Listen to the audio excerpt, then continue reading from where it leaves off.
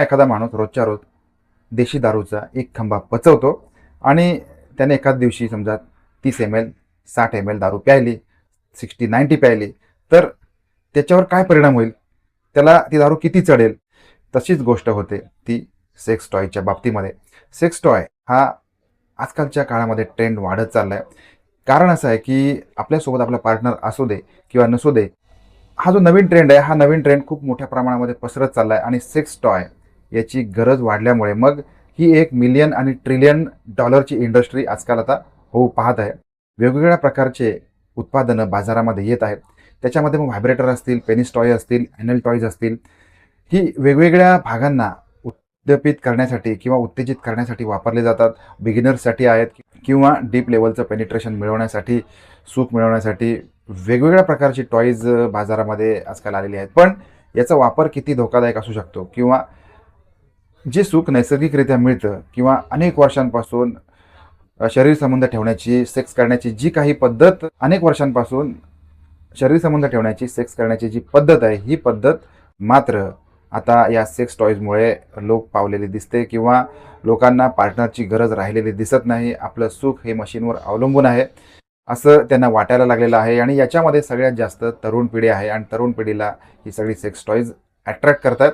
मग ही कुठलीही असू देत, तरी मुली असू देत किंवा मुलं असू देत, वेगवेगळ्या सेक्स टॉयजच्या आहारी जातात असं म्हणायला हरकत नाही. आणि सेक्स टॉयज वापरणे याच्यावर कुठल्याही प्रकारे कायद्याचं बंधन नाही आहे. कोणीही सेक्स टॉयज मागवू शकतं. आता सेक्स टॉयजचा वापर हा किती घातक असू शकतो किंवा कसा याचा प्रभाव वैवाहिक जीवनावरती पडतो हे आपण बघणार आहोत. सीमा आणि अमित लग्नामध्ये सुखी होते, समाधानी होते. पण आता अमितला त्याला ट्रान्सफर मिळालेली होती वेगळ्या शहरामध्ये आणि आपलं घर सोडून किंवा सीमाच्या नोकरीमुळे किंवा इतर काही गोष्टींमुळे तो आपल्या बायकोला म्हणजे सीमाला आपल्यासोबत घेऊ जाऊ शकत नव्हता आणि मग त्याच्यामुळे सीमा आता एकटी राहायला लागलेली होती. पण 2-4 महिन्यांपर्यंत त्यांचा जो संसार होता, एकमेकांचं सुख होतं, वैवाहिक जीवन होतं, रात्रीचं जीवन होतं, हे सगळं चालू होतं आणि मग अचानक दोघांना एकमेकांपासून वेगळं राहावं लागल्यामुळे 15-20 दिवसानंतर अमित एकदा घरी यायचा आणि मग दोघांमध्ये संबंध व्हायचे आणि त्या आठवणींवर ते पुढचे काही दिवस पुन्हा काढायचे. पण सीमा ज्या ऑफिसमध्ये काम करत होती, तिच्या ज्या कलिग्स होत्या, त्या कलिग्सनी तिला सांगितलं की तुझा आता नवरा तुझ्यासोबत राहत नाही, तर मग तू नवीन लग्न झालेली स्त्री तू काय करतेस. त्यावेळेला तिच्या मैत्रिणीने तिला सुचवलं की आपल्याकडे अशी काही डिव्हायसेस आहेत, उपकरणं आहेत की त्याच्यामुळे आपण आपलं सुख मिळवू शकतो. आता सीमा देखील या गोष्टी जाणून घेण्यासाठी तिने तिचे कान टवकारलेत आणि ती तिच्या मैत्रिणीला अधिक माहिती विचारायला त्याने सुरुवात केलेली आहे. इक्विपमेंट वापरायचे किंवा हे सगळे टॉयज वापरायचे. मी ॲमेझॉनवरून हे सगळं डिव्हायसेस मागवले आणि मग मी आता सुखी आहे, खुश आहे. मग ती त्याची लिंक सीमाला पाठवते आणि मग सीमा देखील ॲमेझॉनवरून ही काही टॉयज मागवून घेते आणि मग आता ही सेक्स टॉयज असतात, त्याच्यावरती इन्स्ट्रक्शन असतात. त्या सगळे इन्स्ट्रक्शन वाचून तिने ही सेक्स टॉयज वापरायला सुरुवात केलेली असते. आता याच्यामध्ये व्हायब्रेटर आहे, पेनिस टॉय, ॲनल टॉयज हे टॉयज तिने मागवलेले असतात. आता व्हायब्रेटर म्हणजे व्हायब्रेशन करून उत्तेजित करणारं एक छोटंसं डिव्हाइस असतं, जे बिगिनर्ससाठी किंवा सेक्सच्या सुरुवातीला वापरू शकता असं हे डिव्हाइस. त्याच्यानंतर पेनिस टॉय, पेनिसच्या आकाराचं किंवा पुरुषाच्या लिंगाच्या आकाराचं एक हे टॉयज आहे. हे टॉयज इन्सर्ट करून मग सुख मिळवलं जाऊ शकतं. आणि ॲनल टॉयज म्हणजे गुदद्वारामध्ये त्याचं इन्सर्शन करून सुख मिळवलं जाऊ शकतं. अशी जी टॉयज आहेत, ही टॉयज मार्केटमध्ये सहजरित्या उपलब्ध आहेत. त्याने मागवलेली आहेत आणि मग तिने या तिन्ही टॉयजच्या आधाराने आपल्या स्वतःला सेक्स करून ती घेत होती आणि रात्री तिला समाधान मिळत होतं. परमोच्च प्रतीचं किंवा कोटीचं समाधान मिळवून ती झोपी जात होती. आता मात्र तिला तिच्या नवऱ्याची, अमितची गरज वाटत नव्हती. अमितसोबत तिचं संभाषण कमी झालेलं होतं आणि अमित घरी असला किंवा किंवा नसला काय, ती पूर्णपणे या टॉयजवर किंवा टूल्सवरती डिपेंडंट झालेली होती. तिला सुखासाठी अमितची गरज वाटत नव्हती आणि आता ही गोष्ट अमितच्या देखील लक्षात यायला लागलेली आहे. आणि अमित तिला म्हणतो की आपण 6 महिन्याचा संसार होता, सुखाचा होता. मी 15 दिवसांनी घरी येत असलो तरी देखील आपल्या दोघांमध्ये संबंध चांगले फुलवले जायचे. तू माझी क्षणाक्षणाला वाट बघत होतीस. पण आता मात्र काय झालं की तू मला भाव देत नाहीस, विचारत नाहीस.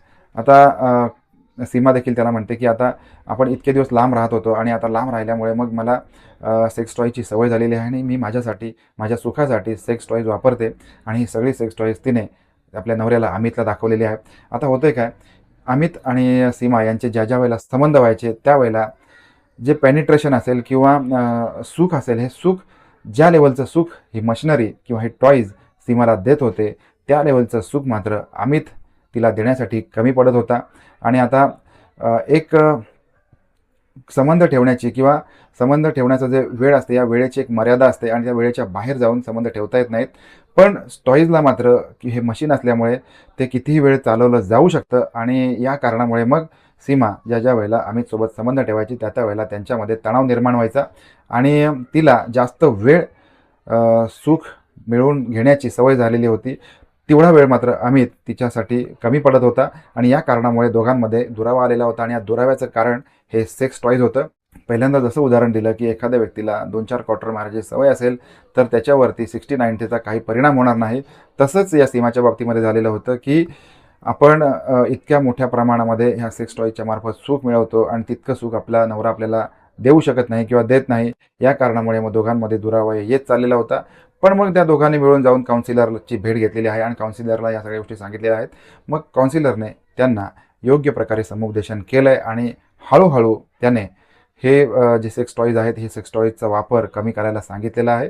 आणि काही दिवस गेलेले आहेत आणि त्याच्यानंतर मात्र सीमा पुन्हा एकदा अमितसोबत एकरूप झाली आणि मग दोघांनी मिळून सुखाने संसार सुरू केला. आणि आता सेक्स टॉयचा वापर कमी केल्यामुळे त्यांच्यामध्ये हे जे संबंध आहेत ते संबंध योग्य प्रकारे सुरू आहेत.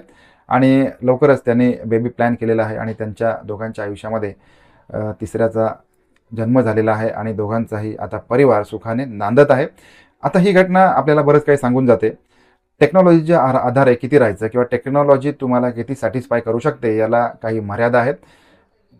बाजारामध्ये जे काही मिळतं ते प्रत्येक गोष्ट तुमच्या उपयोगाचीच आहे असं आपण गृहीत धरणे याच्यासारखा मूर्खपणा नाही. याबद्दल तुम्हाला काय वाटतंय ते मला कमेंट बॉक्समध्ये सांगा. भेटणार आहोत पुन्हा एकदा नवीन विषयासह. धन्यवाद.